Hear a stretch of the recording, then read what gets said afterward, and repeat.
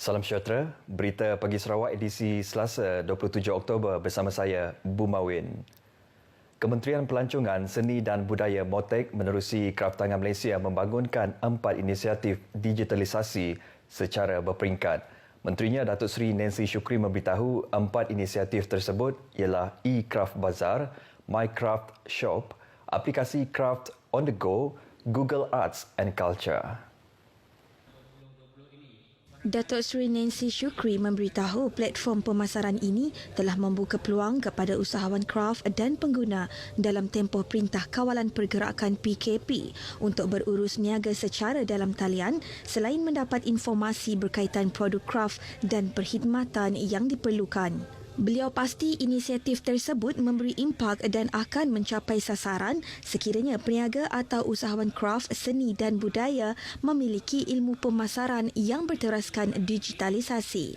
Jelasnya, pengetahuan dan kemahiran menggunakan platform digitalisasi ini merupakan elemen penting untuk terus kekal relevan dalam lanskap norma baharu kini. Walau bagaimanapun, Datuk Seri Nancy berkata, transformasi digital dalam perniagaan perlu digabungkan dengan elemen kreativiti supaya penggiat dan usahawan seni budaya mampu menarik perhatian orang ramai, khasnya pelancong.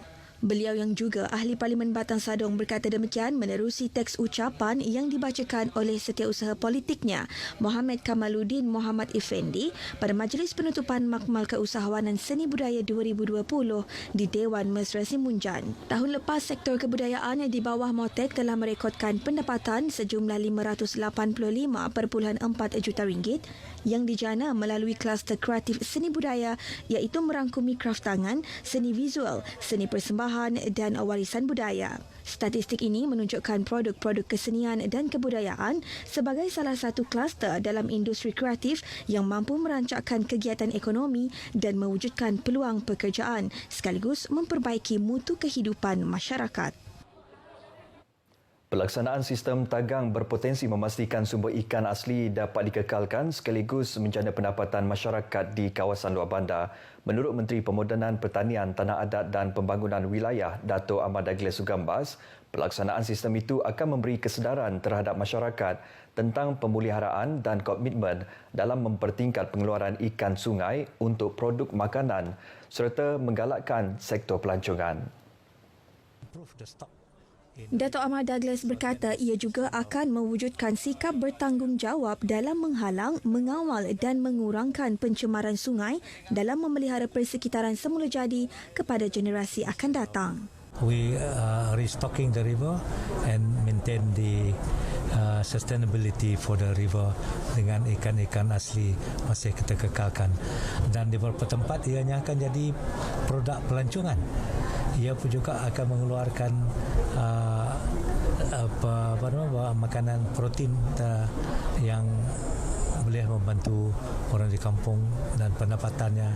Beliau menambah sistem ikan secara lestari yang melibatkan penyertaan komuniti tempatan di kawasan sistem dagang untuk pembiakan anak-anak ikan dengan bantuan Jabatan Pertanian. Beliau yang juga Timbalan Ketua Menteri berkata demikian kepada pemberita selepas merasmikan program jangkauan komuniti pertanian Agricorp di Rumah Panjang Manok Mancal, Sungai Yong Kapit. Pada majlis itu, kira-kira 4,000 ekor benih anak ikan empurau dilepaskan ke Sungai Yong sebagai langkah mempertingkat hasil pengeluaran baka ikan sungai tersebut pada masa akan datang. Sebanyak 62 buah masjid dan surau di Sibu menerima dana RM1,000. Muda Pendidikan, Sains dan Penyelidikan Teknologi Dr. Anwar Rapai berkata, dana RM1,000 itu diagihkan untuk keperluan aktiviti masjid dan surau bersempena sambutan Maulidur Rasul. Jelas Dr. Anwar Rapai bagi sambutan Maulidur Rasul peringkat bahagian Sibu, hanya satu majlis sambutan berskala kecil akan diadakan di Dewan Kompleks Islam Sibu. Katanya tiada perarakan diadakan dan pertandingan sepanduk yang lazimnya diadakan semasa perarakan Maulidur Rasul dianjurkan dengan kaedah sepanduk. Pada tahun ini kita juga mengadakan suatu anugerah, kita panggil ikon pelajar sempena Maulidur Rasul, di mana pelajar untuk sekolah rendah akan diberi suatu penghargaan pencapaian akademik dan juga co-curricular mereka, dan begitu juga dengan sekolah menengah. Dalam pada itu, Dr. Anwar turut mengingatkan masyarakat supaya terus berwaspada dalam membendung penularan COVID-19. Beliau berkata prosedur operasi standard SOP yang ditetapkan Kementerian Kesihatan hendaklah dipatuhi ketika berada di masjid dan surau. Katanya, walaupun tidak diwajibkan, penduduk digalak untuk membawa sejadah ketika solat berjemaah di masjid dan surau. Tegas beliau, pematuhan SOP perlu ditekankan kerana beliau tidak mahu peristiwa masjid dan surau ditutup kepada jemaah berulang kembali. Beliau berucap demikian pada majlis penyampaian dana berkenaan di Sibu. Kerajaan negeri memperuntukkan 41 sijil lantikan untuk tuai-tuai rumah panjang yang kurang 20 pintu di kawasan Tatau. Menteri Muda di Pejabat Ketua Menteri Undang-Undang dan Adat Bumiputera, Datuk John Siki Tayai berkata, sijil lantikan itu akan disampaikan dalam masa terdekat.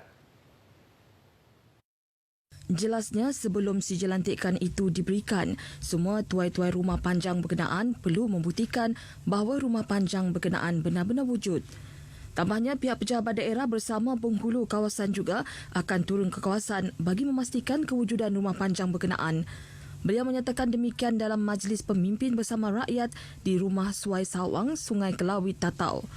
Dalam pada itu, Datuk John Siki berkata, kerajaan negeri di bawah gabungan Parti Sarawak GPS sentiasa mengambil berat kebajikan rakyat. Dalam majlis itu, beliau mengumumkan peruntukan RM12,000 untuk Jawatankuasa Kemajuan dan Keselamatan Kampung JKKK dan RM4,000 kepada JKKK Rumah Suai. Komuniti dalam masyarakat adalah mata dan telinga kepada kerajaan bagi melaporkan sebarang ketidakpatuhan terhadap prosedur operasi standard SOP COVID-19, khususnya di tempat awam.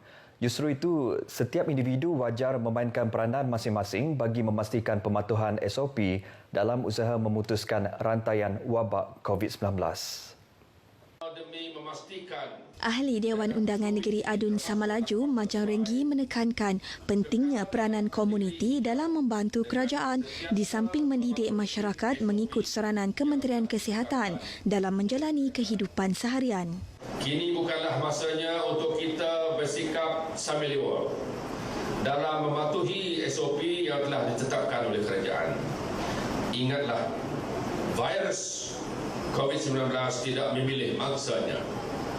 Justru kita semua harus bertindak sebagai barisan hadapan, frontliner, demi membantu kerajaan memutuskan rantaian COVID-19 ini. Beliau menambah, masyarakat perlu membudayakan norma baharu dalam kalangan keluarga dan komuniti setempat dengan menggunakan pendekatan CAPP, iaitu cegah, amal, patuh dan pantau. Majang berucap demikian pada program Sepakat Aid Community Pembudayaan Norma Baharu Putuskan Rantaian COVID-19 di Rumah Tarang, Sungai Muli Sebatuk, Niah Miri. Program anjuran Jabatan Penerangan Malaysia Sarawak itu turut bertujuan mewujudkan kerjasama strategik antara kementerian, jabatan dan agensi, sektor korporat dan pertubuhan bukan kerajaan dalam menyampaikan mesej. Turut diedarkan risalah tentang norma baharu dan pencegahan COVID-19 kepada lebih 200 peserta yang menghadiri program berkenaan. Semalam, Sarawak merekodkan 7 kes positif COVID-19 yang dikesan di daerah Kuching. Jawatankuasa Pengurusan Bencana Negeri JPBN Sarawak mendedahkan ia menjadikan jumlah keseluruhan kes positif COVID-19 di negeri ini meningkat kepada 803 kes. JPBN memaklumkan bahawa kes ke-797 merupakan seorang lelaki warga negara tempatan yang bekerja sebagai penjual kereta di Kuching. Kes ke-798 pula merupakan seorang lelaki warga negara tempatan yang menjalankan perniagaan dalam talian. Kedua-dua kes ini dikategorikan sebagai kes jangkitan tempatan. Sementara itu, 5 kes baharu yang juga direkodkan semalam dikesan melalui aktiviti saringan kontak bagi kluster baki. Kesemua kes telah dimasukkan ke wad pengasingan Hospital Umum Sarawak. Setakat semalam, 4 kluster masih aktif di Sarawak iaitu kluster Bah Arnab, kluster Seladah, kluster Baki dan kluster Putra. Semalam juga dilaporkan 4 kes baharu telah pulih dan dibenarkan discharge dari hospital. Manakala jumlah kes yang masih mendapat rawatan dan diasingkan di hospital adalah seramai 52 orang. 11 pesakit dalam siasatan PUI yang baharu telah dilaporkan dan 4 kes PUI masih menunggu keputusan ujian makmal. JPBN turut memaklumkan 2 buah sekolah telah diarah tutup iaitu Sekolah Menengah Kebangsaan Wira Penrisen Kota Samarahan dan Sekolah Kebangsaan Jalan Haji Baki untuk tempoh 7 hari berkuat kuasa semalam hingga 1 November depan. Ia bagi membolehkan kerja-kerja pembersihan dan disinfeksi dijalankan. Statistik jumlah pelawat bagi tujuan keluar dan masuk di pos kawalan imigresen Tendungan dan Pandaruan di Limbang dan pos kawalan imigresen Mengkalap di Lawas merekodkan penurunan drastik secara awal bulan lalu. Pengurangan itu susulan langkah yang diambil negara jiran Brunei Darussalam menguatkuasakan ujian saringan COVID-19 yang diperlukan sebelum memasuki negara itu bagi tujuan transit bermula 1 Oktober lepas. Ketua Imigresen bahagian Limbang, Kalsom Ahmad bagaimanapun menyatakan pengurangan itu telah bermula sejak Perintah Kawalan Pergerakan dikuatkuasakan di negara ini bermula Mac lalu yang hanya merekodkan kira-kira 1,000 lebih pelawat setiap hari. Jelasnya, ia menampakkan perbezaan ketara sebelum wabak COVID-19 melanda yang dianggarkan 3 hingga 5,000 pelawat yang melalui pos-pos imigresen setiap hari. Bila Brunei kuatkuasakan swab test tu kan, kita lihat memang penurunan agak drastik juga. Sedangkan semasa PKP tu pun memang dah berkurang. So bila swab test tu memang jauhlah menurun dia. Dalam lingkungan dalam seminggu lebih kurang hanya dalam 500 macam itulah yang keluar masuk melalui Tendungan, Pandaruan dan Mengkalap. Jelas Kalsom, kebanyakan yang keluar dan masuk di pos-pos kawalan pada ketika ini melibatkan perkhidmatan penting selain urusan rasmi.